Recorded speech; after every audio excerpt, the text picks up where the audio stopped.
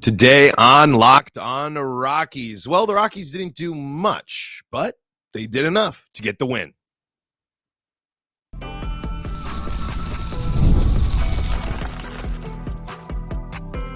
You are Locked on Rockies, your daily Colorado Rockies podcast. Part of the Locked on Podcast Network, your team every day. Rockies fans, welcome into the Locked on Rockies podcast for today, the 7th day of June in the year 2024. I'm your host of the Locked on Rockies podcast, Paul Holden, bringing you your daily Colorado Rockies talk right here on the Locked on Podcast Network, where you can find your team every day. And if your team is the Colorado Rockies, guess what? You're in the right spot, because that's what we do around here each and every day is talk Rockies baseball, free and streaming on your favorite streaming services and on the Locked on Rockies YouTube channel, where you can be part of the show. You can fire off your hot takes. You can let me know what's on your mind when it comes to the Colorado Rockies. When you like, subscribe, and interact with the videos on the Locked on Rockies YouTube channel, you're helping the show grow. So every time you like, subscribe, and leave those comments, really do appreciate it, folks. So thank you so much for tuning in and letting me know what's on your mind there on the Locked on Rockies YouTube channel. All right, here we go. Today's episode is going to be an interesting one just because the Rockies won last night, but it didn't really necessarily feel like a big solid win for the Rockies. But you know what? That's baseball, and you'll take a win against one of the better pitchers in baseball, especially in the way the Rockies did it. We'll talk about that. Of course, got to talk about Kris Bryant going back on the injured list. And again, I think that I think a key shift now has happened here in this season. And I want to talk about that. I want to talk a little bit about Michael Toglia as well on today's episode. Going to dive into all of that and more on today's Locked on Rockies. Before we dive into everything, though, just want to let you know that today's episode is brought to you by PrizePicks, the easiest and most exciting way to play daily fantasy sports. Go to prizepicks.com/LockedOnMLB and use code LockedOnMLB for a first deposit match up to $100.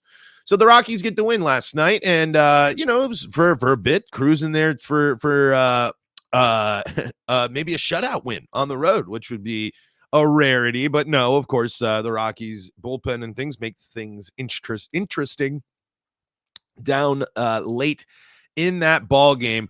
But you know what? It's good to see the Rockies win a game like that. It's good to see that, because that shows that the Rockies, they not only did they do enough, just barely enough on offense to win this ball game, but they were able to hang in there. They were able to capitalize. They were able to do what they needed to do in order to win this game, because they were outplayed.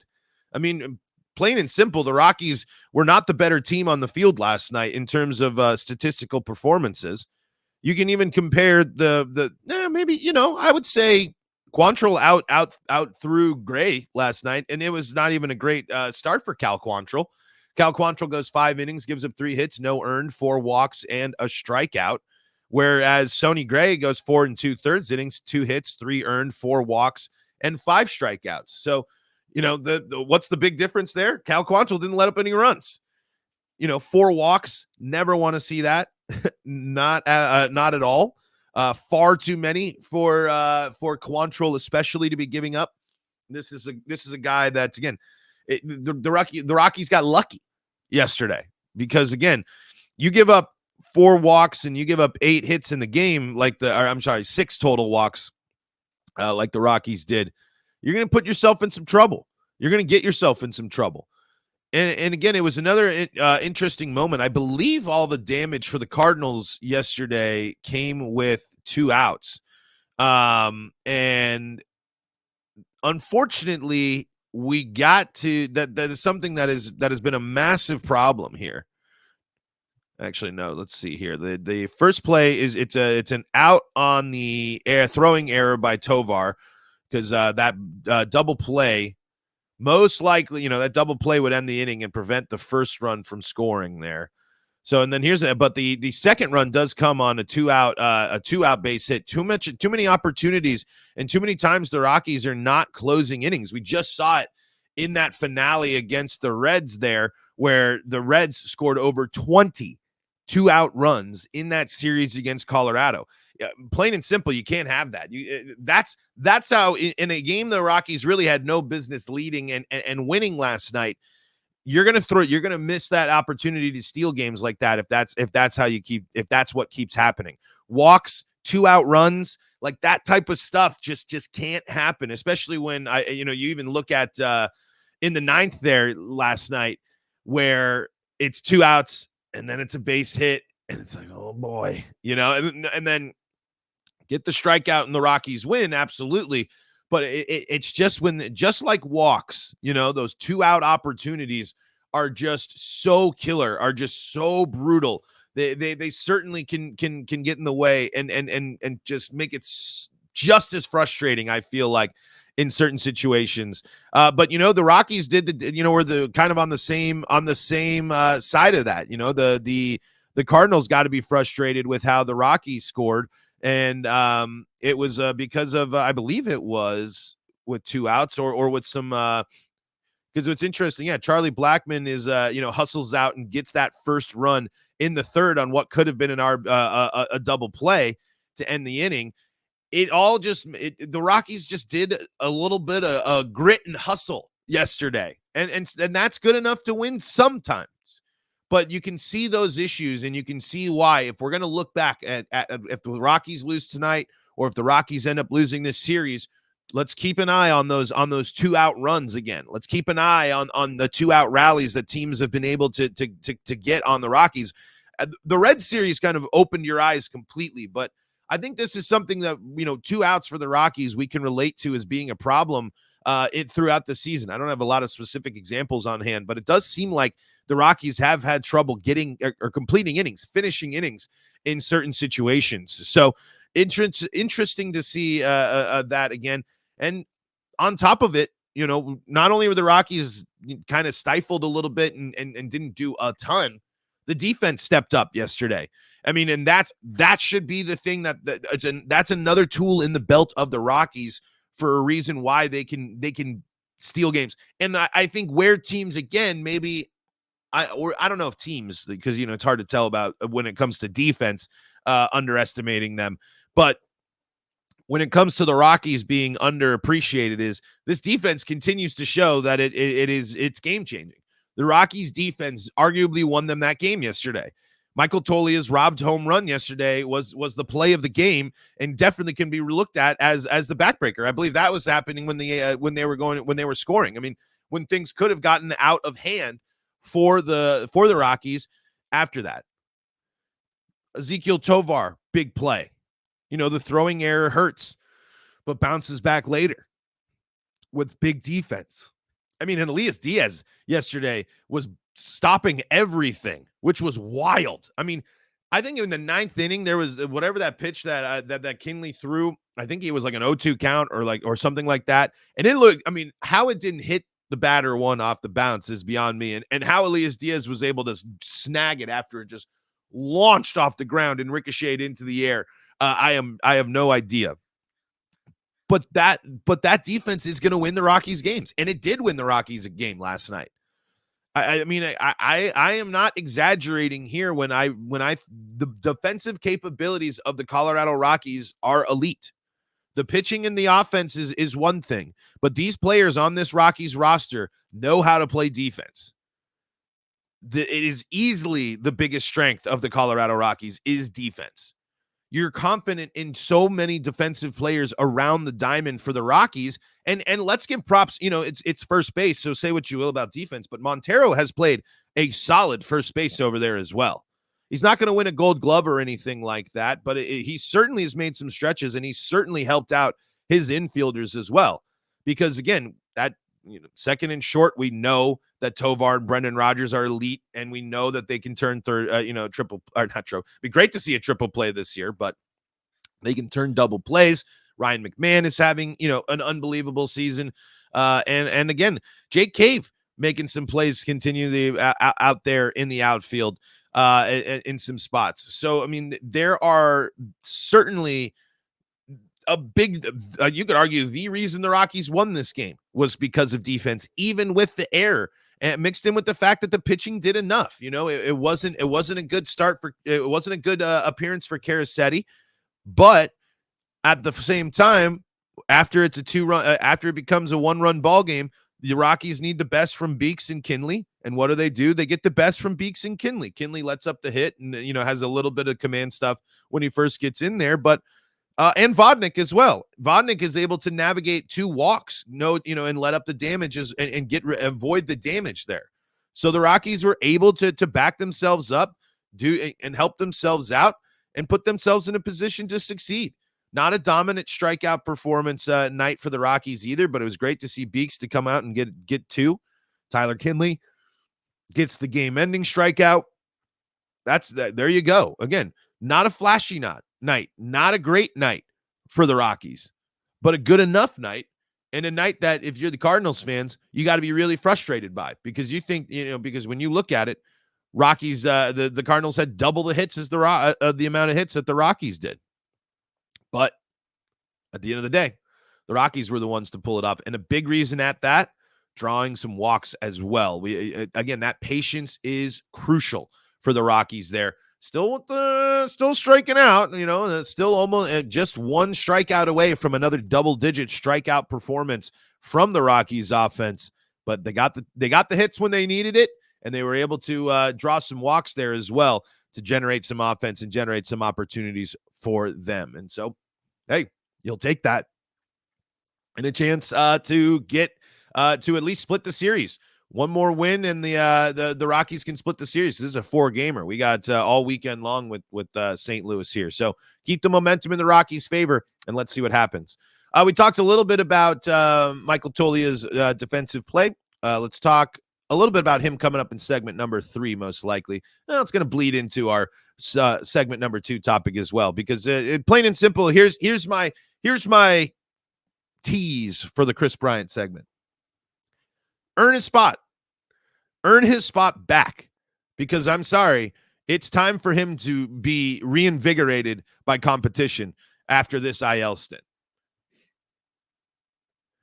Before we do that, though, got to tell you about the folks that help make this show possible, and that includes Policygenius. A lot of life is unpredictable, but a good life insurance plan gives your family a financial safety net to protect against some of the unknowns. And Policygenius is the country's leading online insurance marketplace. It makes choosing the right policy for your family easy and quick. With Policygenius, you can find life insurance policies that start at just $292 per year for $1 million of coverage. Some options are 100% online and let you avoid unnecessary medical exams. It's a stressful world, the world of insurance, and there's a lot of options, and especially life insurance, as you're asking the big questions about your life, your thoughts, and your process. You just want to be prepared, and Policygenius is going to help you do that. Policygenius helps you easily compare your options from America's top insurers in just a few clicks. Their award-winning agents can even walk you through the process step by step. Best possible option, folks. Having someone help you navigate this complex world of insurance one step at a time, making sure you get exactly what you need from your insurance policy. Get peace of mind by finding the right life insurance with Policygenius. Head to policygenius.com or click the link in the description to get your free life insurance quote and see how much you can save. That's policygenius.com.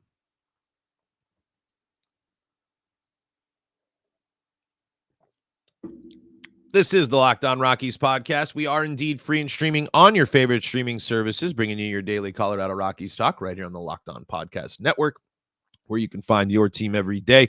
Hey, you can find your Colorado Rockies play-by-play action on the SiriusXM app or SiriusXM just by searching Colorado Rockies, and you'll be taken to where you need to go on the app there, and all taken care of. And folks, shout-outs to our everydayers. And if you want even more, yes, more Rockies talk and post-game breakdowns of all your favorite Colorado teams, go check out the Locked On Denver Sports Podcast. Just starting, just going on. And my main man, Anilo's doing a great job.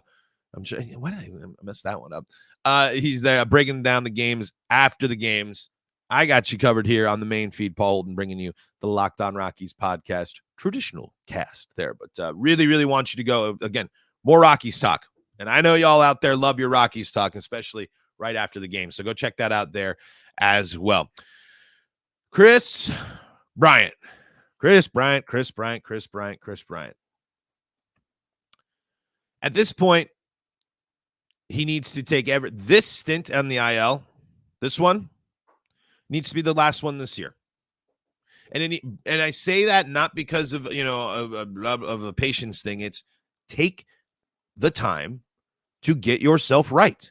Take the time to do what you need to do. Take the time to set yourself up for August and start working and building the confidence and building yourself back up into this player that you know that you are. Or while healing, figure out the adjustments you need to make. Something is wrong with a professional athlete's body if on 2 twisty-turny plays they result in the IL. I mean, and it's not. This is not a knock on him, the person, and his abilities. If I'm just saying, these are 2 plays now where yes, they have him twisting and turning and interesting things, and he hit the wall, I believe, on the first play there when he was playing right field on the first IL, and then when he got caught up in the net and everything like that. Something isn't right. Something isn't working. His body is telling him that it can't move like this, and that's a problem for him. I mean, that motion, the twisting and the turning and the adjusting of the torso and the upper body is everything he does. So now my question too is, like, we see the power dip from KB, right? Outside of when he launched that baseball to the concourse the other day. Was that other week, whatever that was. But maybe that it's all related in that. If he's not able to twist and turn as much as he's able to and aggressively as he needs to be, maybe he's not generating. I'm just speculating here because I just don't think when I see a professional athlete and I see what happened to Kris Bryant, yes, I see the possibility of the injury, but I see it more of a tweak of something, and I think these are tweaks of that extended lower back injury that has constantly plagued him now during his time in Colorado. At this stage, no rushing it back. No, at this point, you can't rush Kris Bryant back. He needs to take as much time as needed this season to get the back right so he can go out there and give himself a shot at getting his spot.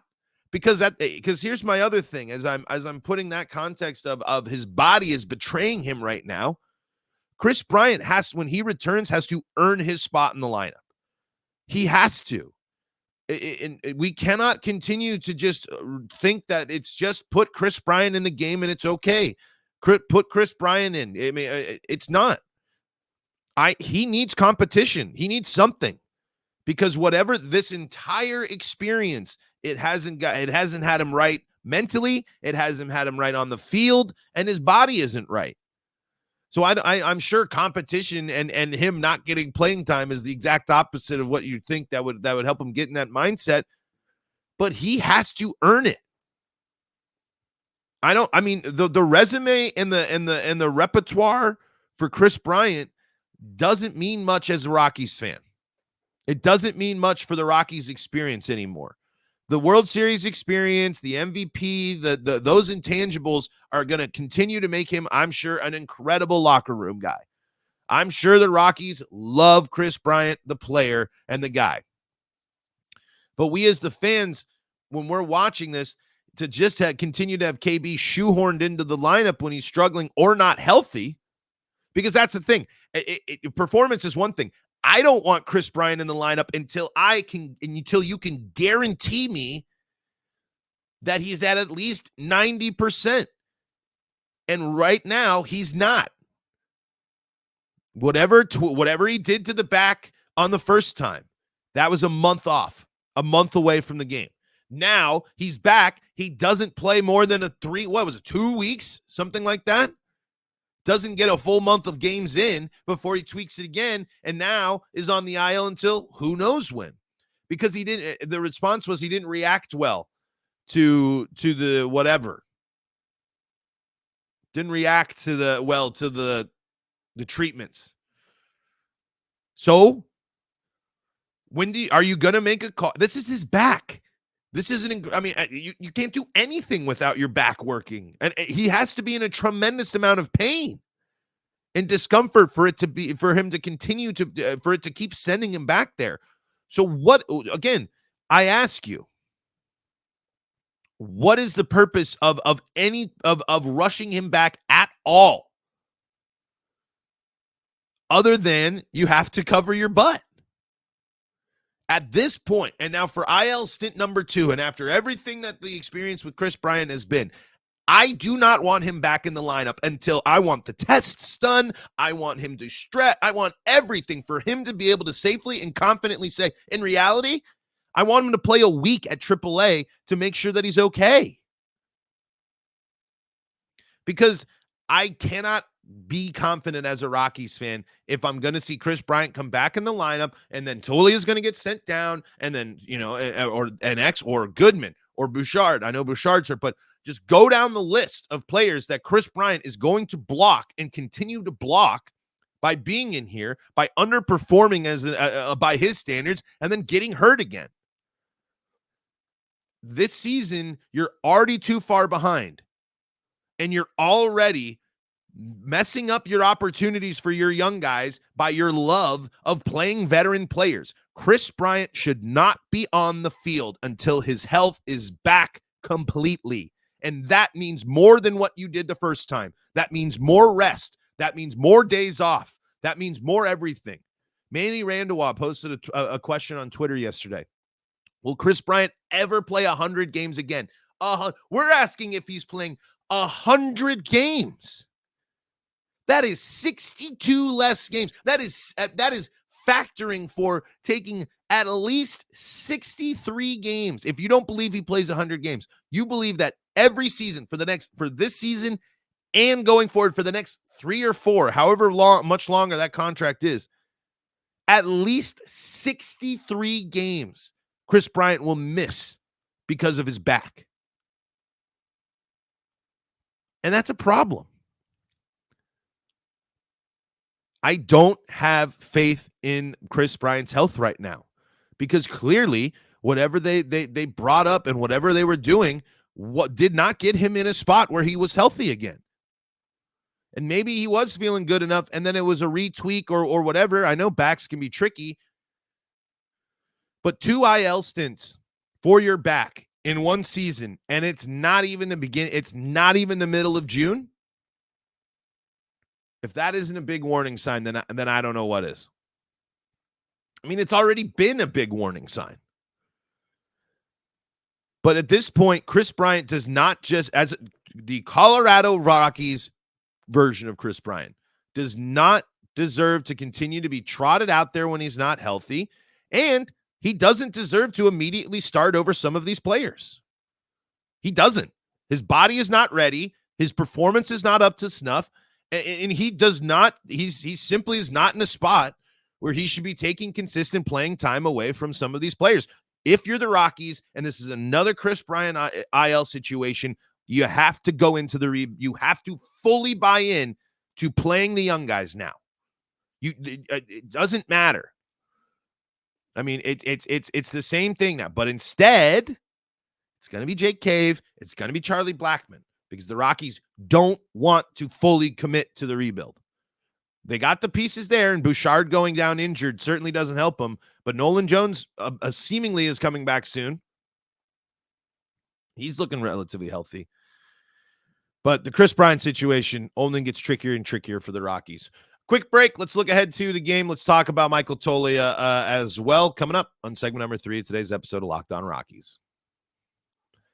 Before we do that, though, got to tell you about the folks that help make this show possible, and that includes America's #1 daily fantasy sports app, PrizePicks. PrizePicks has got you covered as you're watching the Cardinals and Rockies all series long. Maybe you want to take the more on the strikeouts for Austin Gomber. Maybe you're feeling that Montero is going to have a good day. It's the Montero-Gomber versus Arenado game coming up today for the Rockies and the Cardinals. The trade all on display on the field. So maybe you want to build a sheet with those type of players and focus on that. Maybe you are believing in Ryan McMahon. Maybe you're believing in the other Rockies players. All you got to do is build a list of players that you like and take more or less on the listed stats. And there are lots of stats that you can choose from. And that's what makes it so fun over there at PrizePicks. And all you need to do to make a sheet of to get in on the fun is just pick 2 players, more or less on their stats. And it's not just baseball. You can do it for the all the finals action going on, all the good sports action that is going on in this absolutely loaded sports calendar. Why not test your skills against all sorts of other daily fantasy sports players, like 5 million active players in the PrizePicks community. So go check it out. And you can check out the PrizePicks app today.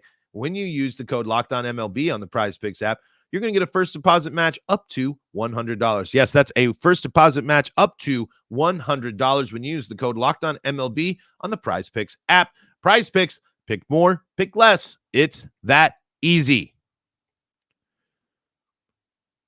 This is the Locked On Rockies podcast, and we are indeed free and streaming on your favorite streaming services, bringing you your daily Colorado Rockies talk right here on the Locked On Podcast Network, your team every day. Michael Tolia says, hey, I'm here. I was up here, and it's time for you guys to remember me because I need to make an impact on some games. And really great to see as well. And again, not flashy, not over the top. Well, not on the offensive side of things. That's going to be a catch that the Rockies will look back on as one of the best catches of the year by Michael Tolia there, robbing that home run. And it's good to just see that confidence in him. I think it's someone that a guy that is ready. I think we're talking about we were talking about frustrated players with Kris Bryant and the frustrating experience. Tolia's got to be frustrated too, because it's like he's better than the AAA game. He has shown that he can handle the AAA pitcher. I think he's got like he's got some crazy home run record in the minors. He's got all sorts of stuff. But then for this to be basically your reemergence for the Rockies and to be really the key piece, the key reason why the Rockies won that game yesterday, a confidence booster that's got to feel great and something that you got to feel good about the fact that the Rockies have another the guy that can do the first base and the right field. I mean, that's what you wanted Kris Bryant to be able to do. But now Michael Tolia is the one that can fill that spot, and that can make things a little bit more interesting as well, especially when, Nolan Jones coming back. How are you can have, and see, can you you want to put another guy out there, but with Bouchard out too, that kind of complicates things because it was setting up with Kris Bryant out. You could have gone Jones, Doyle, Bouchard, Tolia at first, and then Montero playing DH as well. An option that just to keep Montero in the game, of course, give Tolia some reps on the infield as well to keep them there, and then you can go with those 4 guys in addition to the rest of the Rockies lineup to get those names in there. But the Bouchard injury obviously going to complicate things like that, and that one's actually going to take some time. The Rockies now losing 2 of their young outfielders to injury here for a bit of time in Beck and Bouchard. But again, here's the time. This has got to be Tolia time. You got 2 guys that are on the IL that were ahead of you in terms of being young guys getting playing time. Now's the moment. And what better way than to reintroduce yourself to the team by robbing a home run and getting the ball in play, doing what you need to do, and generating some offense for the Colorado Rockies. So keeping our eyes there. And I think he's earned the right to get some time, especially during this stretch. I just really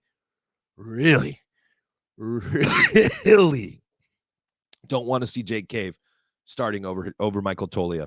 I know Cave has done fine. I know Cave has been serviceable, but the diving defensive plays and some of the moments of Jake Cave overshadow the true picture that Jake Cave has painted this year. And I really just want to see Tolia on the field more.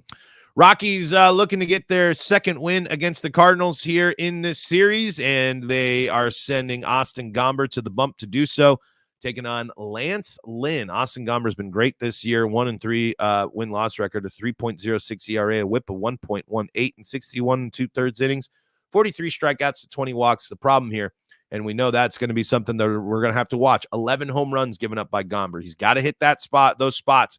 He's got to make sure that he's avoiding the heavy hitters in Goldschmidt, Gorman, and Arenado in this one. Lance Lynn on the other side is who the Rockies offense will face. He's 2-3 with a 3.23 ERA, a whip of 1.34 in 61 innings pitched, 57 strikeouts to 25 walks and 7 home runs. So walks, the patient batter will win today. Absolutely. So, and we saw that happen last night, and we'll see if the Rockies can pull it off and split the series at least in game number 2 tonight. First pitch is at 6:15 p.m. Mountain Time.